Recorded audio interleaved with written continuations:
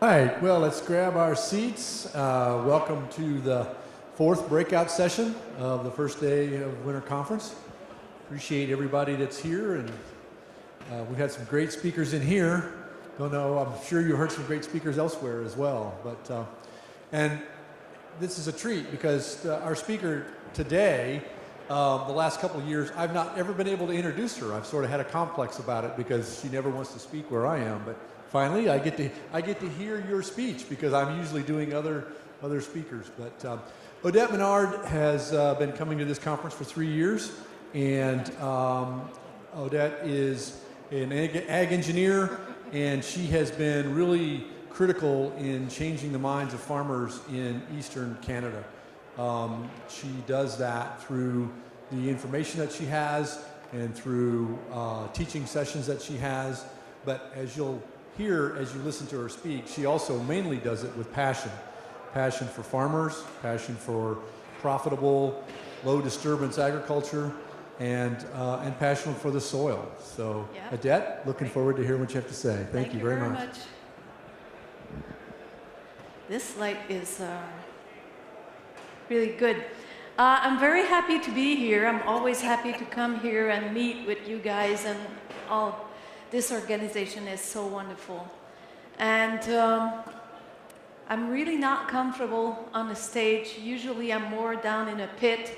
Last week I met a farmer who looked at me and he says, I didn't thought you were that tall. He says, last time I saw you, you were that tall. Meaning I only had my head out of the pit. So I'm happy to be here, and I'm happy to talk with you about soil health. I don't know if you were there a few minutes ago, but Ray Well talked about the 4 per 1,000 that has been put in by the French government, and this is very interesting because this program is really saying out loud by politicians that soil health is very important, and I think even in Canada this part of the talk is not being done so well. But see, when they talk about soil health, they talk about fighting climate change, feed the world, eliminate synthetic fertilizer. So this is a big, big picture of it, but we have to work it a little bit downer.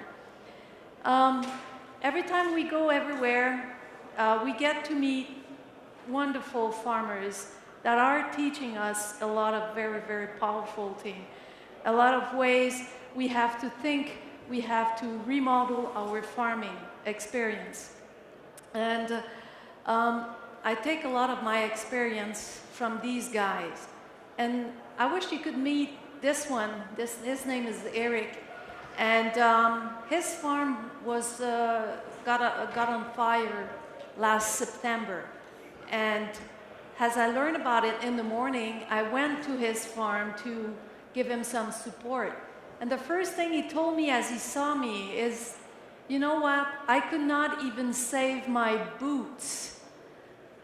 And I took that as a way of saying, all my actions are stopped right now because I don't have any boots, I cannot walk, I cannot get into action. So this event really puts him down, and it gave me that bright idea that once we have our boots on, we can do whatever we want. We've got to change the way we look at things. We do have to change the way we look at things. We have to change the angle from which we look at things. My son, when he was 16, he was very close to be a dropout of school, and it was difficult in his mind at that time. And that summer, he went to work for a skydiving school. He called me one night saying that he wanted to know if I would give him the permission to jump. I answered him, how did you like it? And he goes, how do you know I already jumped? I says, well, I was 16 once. And after a while, now he's 22, if you meet him and ask him what he wants to do in life, he's going to tell you, I want to be. He's not going to say, I want to be. He's going to say, I am going to be a farmer. This is what he wants to do. But for a summer job, what he does is take pictures of the people that are sky jumping for the first time. And he came to me one night with these kinds of pictures, and I start to look not at the skydiving activity, but at the soil, at the agriculture that we see there. This is the kind of agriculture you'd see if you come in Quebec. And I was thinking, how many of us have taken a jump from a 15,000 feet high plane just to see how the agriculture looked like? How many of you have done that? Is the micro working? Or you just see me babbling? I think we should all do that. I've been jumping for a few times now, and you should try that to have that really, really great overview. And it's a very nice experience. But we have to look at our soil.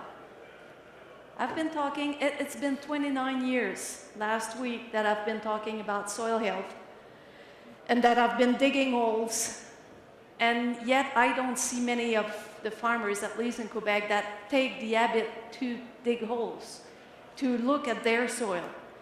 And this is something that we have to do too. I'm going to be talking later about all the analysis that are available, and we have to build. I think the big challenge is that we have to build our own set of analysis so that we understand our soil the best. Have you ever heard of the FOMO syndrome? They've been saying a lot about that lately because they just found out that the teenagers and the young adults are lacking a lot of sleep for the past decades. And they associate this lack of sleep with the fact that there's always a cell phone, a Facebook, a Twitter stuff going on, and they call it the FOMO syndrome, fear of missing out. We cannot sleep anymore because we might miss the news. We might miss what the friend was doing. We might miss what my neighbor was eating for supper.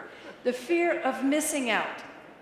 And I think this is the same thing that's happening when we're talking about soil health. It's just a fact that we're afraid of missing out some yield.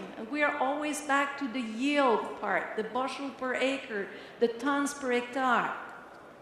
And the only way to get away from that fear is what we've been doing. We have to know, we have to learn, we have to understand, and we have to trust nature. We have to let go. And I think a lot of people talked about it till this morning. What do you think about that field? Is it no-till? In the same field, we have 1 ton per hectare, and we have 4.5 ton per hectare. In the same field, just about 100 feet apart. And so then we're asking ourselves, what is it? Could it be nitrogen? Could it be the leveling? Maybe we need to level that field. Could it be the no-till or the conventional? Could it be disease? But you see, it's so well spotted, you cannot really identify it. And every time when I went to that field, and I was with a consultant, and everybody was next to the field with their arm crossed, and we were just thinking of something, and no one took the shovel to dig a hole. And this is the shovel part that we should do. We have to invest in our soil. We have to know them, and we have to recognize them. This is the big, big challenge that we have to do. What does a healthy soil look like? A healthy soil, I think you know that this is kind of a healthy soil, right? I have to find someone that I know that is listening and that is moving at least his head. So, a healthy soil needs aeration.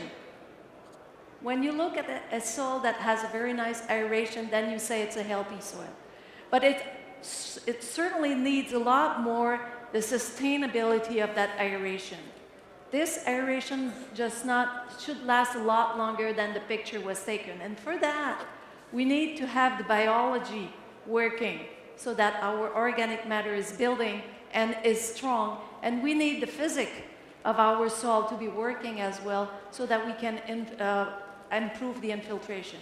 That is what a healthy soil is. Healthy soils for better yields. And if you look at that title, I liked it very much because it was saying better yields with an S. And it made me think, what is a yield? How do we define yield? Of course, when you go to the coffee shop in October, November, or whenever harvesting time is happening, what do you talk about? You talk about bushel per acre. This is what you want to talk about.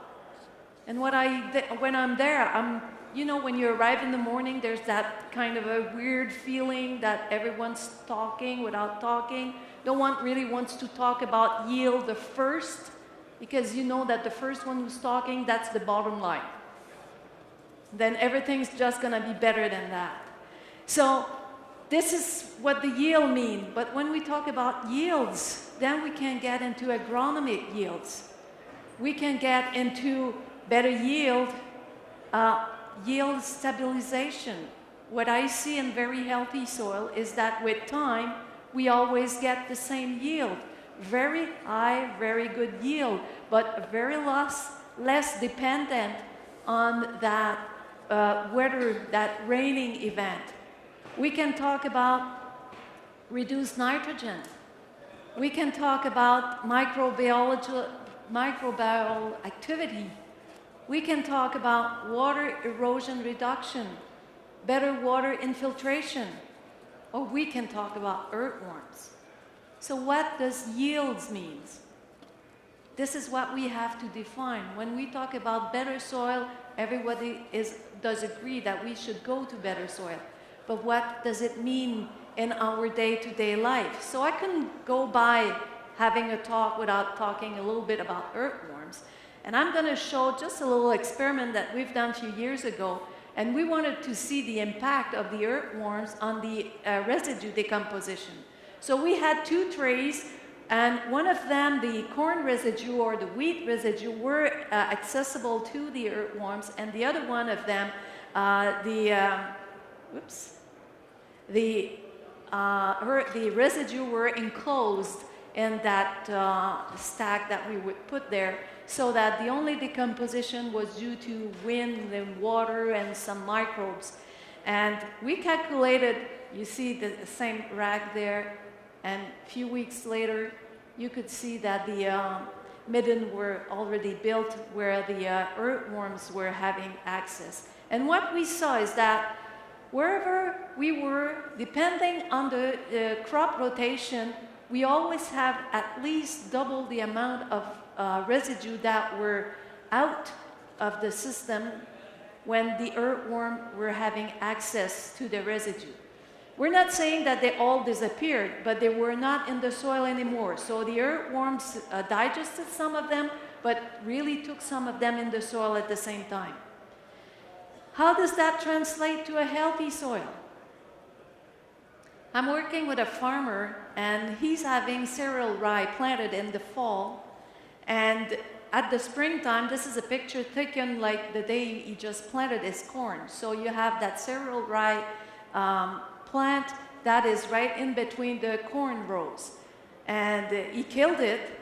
And so you see there, 4th of June, you see the amount of residue that's left in between the corn row. And now, the 12th of June, you can see all the middens that were made. And by the 25th, you don't see any residue left in between the rows. So this is an area where the earthworms are very high in population, but very efficient in taking care of all the residue. And this is a big question that we're asking ourselves now. The 25th of June, when you're standing in that field and you look at all these residue that are gone, what's the question that's popping up in our mind? What are these earthworms going to live on for the next few weeks till corn is harvested? So we have to plan. We're now up to a plan where what's going to be the strategy to be able to feed all of these earthworms? 3 bases for a healthy soil. Cover and feed the soil. I wanted to make it quite simple. Cover and feed the soil at all time. Cover and feed the soil properly. And the first step we always take is that step of reducing or eliminating tillage.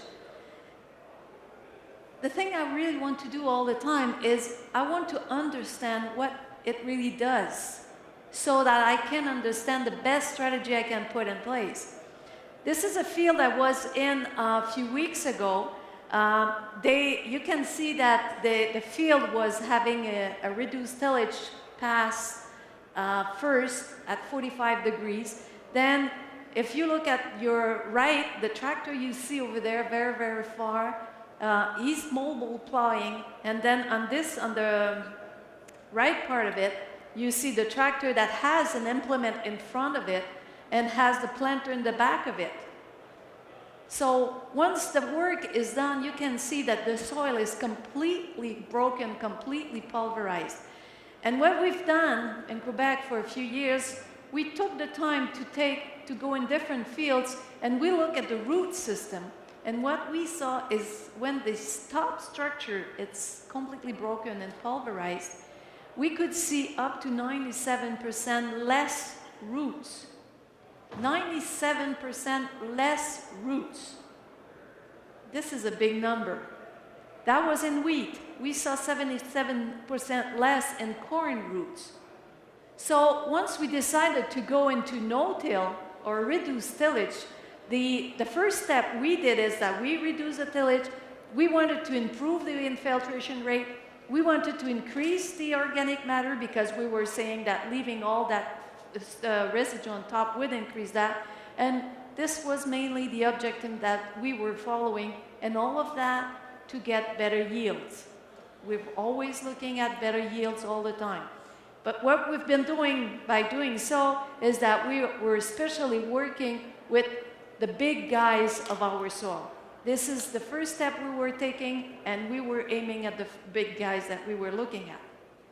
If I'm going into no-till, the first thing we discovered, it took us like 5 to 6 years. We're a very slow thinker. But we really saw that the system becomes the center of decision. And before I get into no-till, if any farmers I'm asking, they're going into no-till, and I'm asking, what's the first step you're going to be doing? What's the first step you do when you go to no-till? You're not no-tillers. You forgot the first thing you did. The first thing you did when you go, or at least the people I work with, is they're always talking to me about a planter. I'm going to no-till and I bought myself a planter. And this is probably the worst thing that we can do when we go into no-till. Because we found out that the system, we've got to know it, and we've got to see what's important about it. The first thing is water management. And for that, we have to understand how water movement works in the soil. Which one is the best? You all say the right one, because it looks aerated. But just for your information, these two soil samples were taken just about 15 inches apart. This was in a ridge till system, and the one that looks good was taken on top of the ridge where there were no tractor, no wheel, no control at all for about 7 to 8 years. And the other one was just in the rows in between the corn and the soybean and the wheat stubble and everything. So the only difference between these two samples is the tractor going by. Same waters, everything was the same. But if I look, when I want to talk about water infiltration, some experiment has been made to see how the water flows in the soil with X-rays and so on. And what you can see here is the water flowing in the soil. So water in the soil has 3 ways: the gravity water, the capacity of the field, and the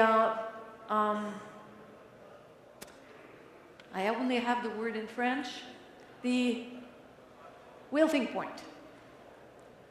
And so the gravity water, you see it, that's all the water that we're going to lose through infiltration. This water falls in the water falls in the soil and gets in the soil and it's going to go right down to the water table. This water is not really useful to feed the plant.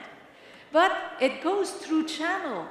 And the capacity in the field capacity is the capacity of that field to withhold some part of that water so that water will be available to the plant. And to be able to withhold part of the water, it has to have a very high surface area. More surface area we have in the soil, more water the soil is going to be able to hold. And then the wilting point is the point where the plants took all that water that was being held by the soil, and there's no much water left. So when Jimmy was talking just a few minutes ago and saying that the water, he had more water before than after, it just meant that his water capacity was being a lot better. His macropores were a lot bigger, there was a lot more macropore in the soil, and therefore there was a lot water holding capacity. But for these macropores to be there and to hold there, it needs to have a very good soil stability. So healthy soil, better water management. The second point we have to look at is compaction. When you look at compaction, this little guy here is saying something. But we're having those kind of machine now. I saw this kind of machine this fall. It's just about 80 tons. It's a wonderful experiment. It's a wonderful work for engineers, but they always have to work with agronomes to tell them that this kind of thing doesn't go in the field. And then you have the trailer that goes by and that can also carry something like 55 to 60 tons of material. And so this little guy here says, hey, harvest time, bye guys, I'm leaving this life. And this is how it looked. This field was harvested with that big machine. They put cover crops into it, and I'm pretty sure you can all see where the wheels went by. So cover crops is a good thing. It's a very, very good thing, but it is not able to overcome all the harm that we do to our soil. One thing that we've been doing in the past year is that we've been putting pipes in the soil, and we've been looking at the impact of compaction on those pipes. So we have a tractor here, and you can see the red one is at 8 inches deep, the second one, the green one, is 16 inches deep, and the third one, the blue one, is 24 inches deep. And you see the impact of the wheel going by at different depth in the soil. And this tractor was just about 6 tons per axle. If you look at this one, which has a full tank in the back of it, and this is the usual thing that is happening, and we have to look at it. So again, the red one is 8, the middle one is 16, and the green one is 24 inches deep. And what we see here is that thing that is just about 12 tons per axle. Look at the impact. 24 inches, 16 inches, and you see the water going out at 16 inches and 8 inches. And this is done, the one I'm showing to you now, the tractor had been on 4 times already, so it's not just like the first time on. The compaction was already been made. So when we talk about no-till, when we talk about healthy soil, we have to think about what we're doing, and we should run like at 10 tons per axle. We are already going 20 inches deep in impact. So planning a strategy, no-till or whatever, we have to go through at least 10 components. We have to think about what we're going to be looking at, what are the observations we're going to be making, and then we get to the machinery. So the system is very important. We have to understand the impact on every part of the system before we can make it work. And it works. It works. I hate it when people come to me and says, we're going to go to no-till, and of course we know we're going to have, we're going to lose some yields. We should never lose any yield. We should plan it very carefully so we don't lose any yield. Then we go to rotation. We have to redesign rotation. We have to use those cover crop, and this is a slide I use only in the States because I couldn't find a way to say it in French.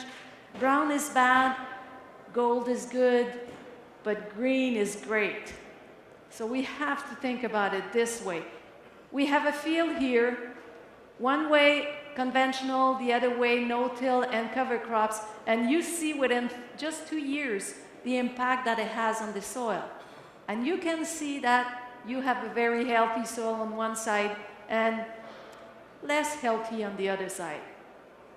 So going through cover crops, rethinking, redesigning, reinventing. Intercrop, this is a cover crop that is planted. You see 3 rows in between corn. This was planted, the corn was at 9 leaves. This is the same field right next to it, the same mix, but it was planted at 4 leaves.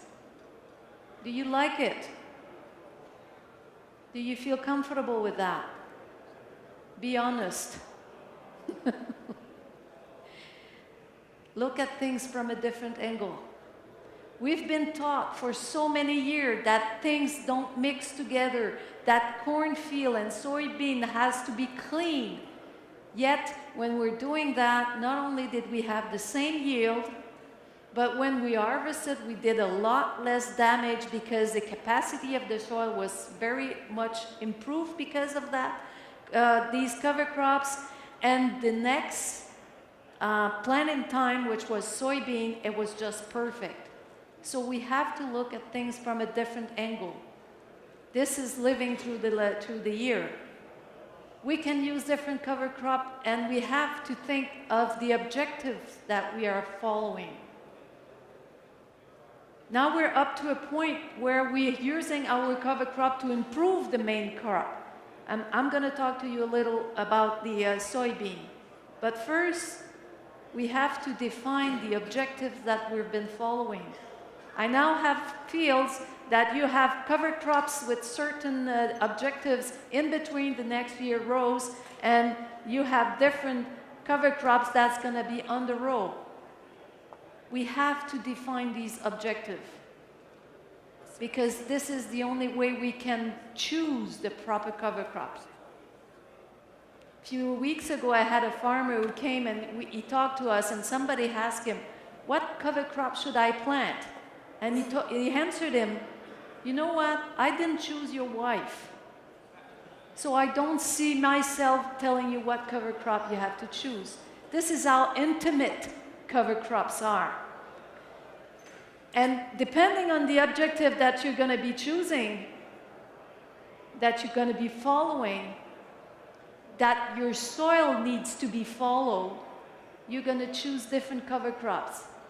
And we have to put in our mind that these cover crops, they're going to change in time because the soil is going to be changing, and then we're going to be able to feed them differently.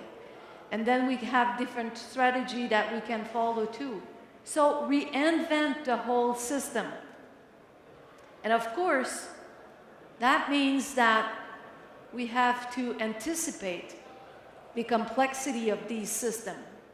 And because of that, remember when we started, I told you that to get rid of the fear, we have to learn, to understand, to know, but we have to trust the system as well. We cannot wait until the research has been done. We have to trust the system's going to like it and is going to go with it. We have to colonize the aerial space. And for that, we look with big plants that will be as support. We have to have in our mixes the middle one that will feed the soil, and we have to have smaller one. Usually the legumes are in there, and they're gonna help crops in between. And while we're doing that, we're also colonizing the subsoil. We're also colonizing the underground, which is the most important part of it.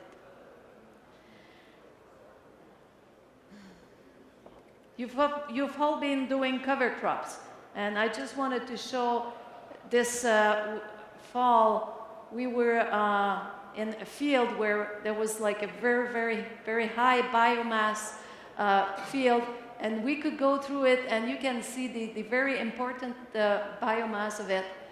We took the first video on the Friday afternoon. The second one, the Saturday morning, the farmer was going in with his planter, and he was planting through that very big, massive biomass of cover crops, and he was planting a cover crop for next year. Soybean and corn, and silage corn. It's improving the quality of the silage, it's improving the quantity of the silage that was harvested, but it's also improving the soil at the same time. So instead of having only corn, we're now using the intercrop in the corn. I have a farmer who came to me last spring, and he says, I'm having like winter wheat. He planted 2 rows of winter wheat, and then he left the space where he's having 2 rows of soybean and 2 rows of winter wheat. So this is in the springtime. You can see the winter wheat that's growing there. You can see the soybean there. And I asked him when he came to me and says, wouldn't it be easier to have one field of winter wheat and one field of soybean? And he looked at me and says, you've been talking to me about having very many different roots in my field, and now that I'm giving you roots, you're telling me that I shouldn't. But it's completely different. This is one field that there were so many people that went by this summer. So he did that, and then he harvested the wheat in the summertime. He rearranged his harvester machine, and then the soybean grew through that. Where there was wheat, he planted cereal rye, the same day he's harvesting it, and so you could have a very, very healthy field. And he made a lot more money doing that than by having his 2 separate fields.